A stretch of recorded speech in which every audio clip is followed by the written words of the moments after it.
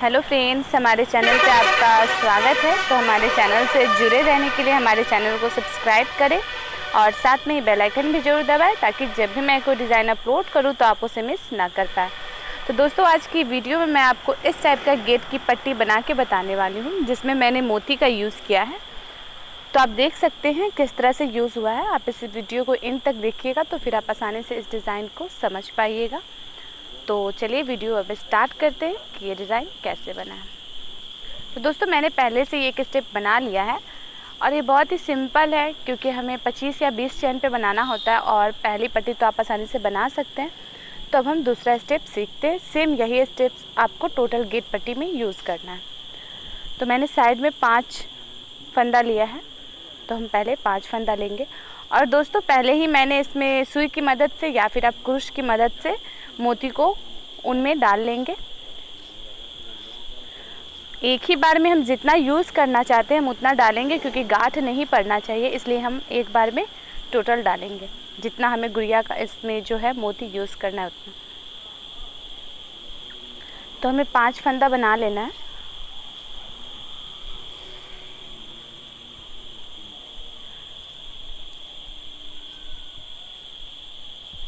और दोस्तों, इससे पहले भी मैंने बहुत ऐसी वीडियोस अपलोड की है, तो अगर आपने नहीं देखा है, बहुत ऐसे डिज़ाइंस जिन पे आपके कमेंट थे कि मुझे बना के बताइए, तो मैंने वो बना के बता दिया। तो प्लीज़ अगर आप कमेंट करते तो प्लीज़ मेरे चैनल पे देखें भी कि मैंने वो डिज़ाइन दोबारा अपलोड किया है या नहीं किया।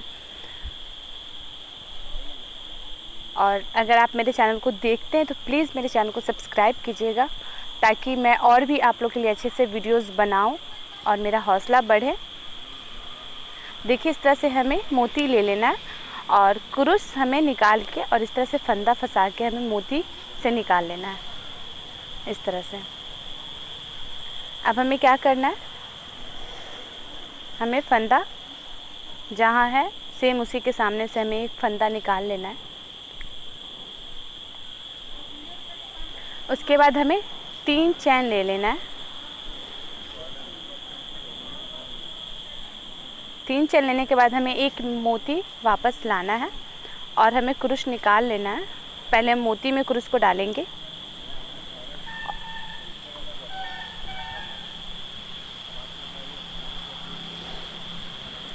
देखिए इस तरह से। उसके बाद हमें क्या करना है, जो फंदा हमने बड़ा सा किया था उसे उसमें टाइट करके और उसे निकाल लेना है। ऐसे इस तरह से कर देना है। उसके बाद हम फिर एक फंदा लेंगे। इसी तरह से हमें बनाते हुए जाना है। तो आप देखिए और इसे समझिए।